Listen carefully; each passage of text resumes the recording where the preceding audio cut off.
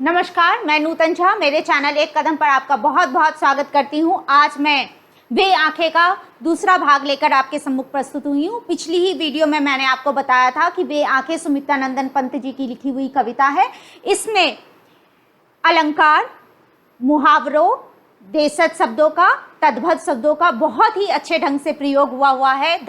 भाषा प्रवाह इसकी बहुत ही अच्छी है। संस्कृत खड़ी बोली का इस कविता में प्रयोग हुआ है और यह कविता किसान के जीवन का मार्मिक चित्रण करती है, उसके जीवन में घट रहे कष्टों को हमारे सामने रखती है। तो आज मैं जितना पार्ट आपको कल बता चुकी थी उसके आगे का बताती हूँ। इस पार्ट में सुमित्रा नंदन पंत जी बताते हैं इन पंक्तियों के द्वारा कि किसान के जीवन की पारिवारिक स्थिति कितनी दयनीय हो गई है और वह किस प्रकार से कष्ट में है और उसके जीवन का क्या हर्ष हुआ है, इसका सजीव चित्रण करते हैं और यह करुणास्पद दृश्य हमारे आंखों के सामने सजीव हो उठता है। तो इन पंक्तियों में कवि कह रहे हैं, बिना दवा दर्पण के धरनी स्वर्ग चली, आंखें आती भर, देख रेख के बिना दूधमही बिटिया 2 दिन बाद गई मर। कवि कह रहे हैं कि उसके पास पैसे नहीं थे जो वो अपनी पत्नी का इलाज कर सका था। यहाँ पे दवा दर्पण से मतलब है दवाइयों का, इलाज का कहने का मतलब वो है कवि का यहाँ पर। तो वह इलाज नहीं करा पाता है जिसकी वजह से उसकी पत्नी स्वर्ग चली जाती हैं और इसकी वजह से अब उसकी आंखें भर आ रही हैं। देख रेख जब पत्नी चली गई तो उनकी जो दुधमुही बिटिया थी, छोटी सी बेटी थी, उसकी देख रेख करने वाला भी कोई नहीं था। इसलिए पत्नी के जाने के कुछ ही समय बाद, 2 दिन के बाद उनकी बिटिया भी अपना देह छोड़ देती हैं। आगे की पंक्तियों में कहते हैं कवि, घर में विधवा रही पतोह लक्ष्मी थी, यद्यपि पति घातिन, पकड़ मंगाया कोतवाल में, कोतवाल ने डूब कुएं में मरी एक दिन। घर में विधवा रही पुतोह लक्ष्मी थी, यद्यपि पति घातिन, पकड़ मंगाया कोतवाल ने, डूब कुएं में मरी एक दिन। इन पंक्तियों में कवि कह रहे हैं कि घर में अब कोई नहीं बचा था, सिर्फ एक विधवा बहू थी जिसको कि पतोह कहा गया है। खड़ी बोली में बहू को पतोह कहा जाता है। तो कह रहे हैं कि वह पतोह थी, लक्ष्मी थी।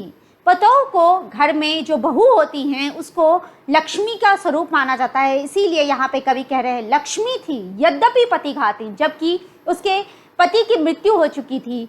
तो जिसकी किसान समुदाय में अगर किसी की पति की मृत्यु हो जाती है तो उस पत्नी को पति की मृत्यु का कारण माना जाता है, इसलिए उसे पति घातिन कहा जाता है। इसलिए यहाँ पर कवि ने उसे पति घातिन से संबोधित किया है।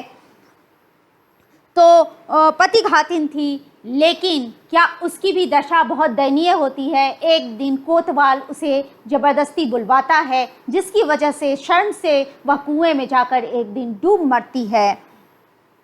आगे की पंक्तियों में कवि कह रहे हैं, खैर पैर की जूती जोरू, न सही एक दूसरी आती, पर जवान लड़के की सुध कर, सांप लोटते फटती छाती। कवि कह रहे हैं कि पत्नी तो एक समय के लिए उसकी दुख को वो सहन कर सकते हैं। कह रहे हैं पैर की ज्योति, किसान समुदाय में जहाँ पे धन का बहुत अभाव होता है, हर प्रकार के कष्ट, इतने कष्ट हैं, वहाँ पे वह किसान सोच रहा है कि पत्नी तो एक नहीं दूसरी आ जाती हैं, विवाहिता होती हैं, एक नहीं दूसरा विवाह कर सकते थे, लेकिन उनको सबसे ज़्यादा कष्ट हो रहा है जो उनकी जवान बेटी को उनके आंखों के सामने मार दिया गया था। यह सुध करके उनके छाती पर सांप लौटती है, उनका हृदय दुख से भर जाता है। आगे की पंक्तियों में कह रहे हैं, पिछले सुख की स्मृतियां आंखों में क्षण भर एक चमक है लाती, तुरंत शून्य में गर्व चितवन तीखी नोक सदृश बन जाती।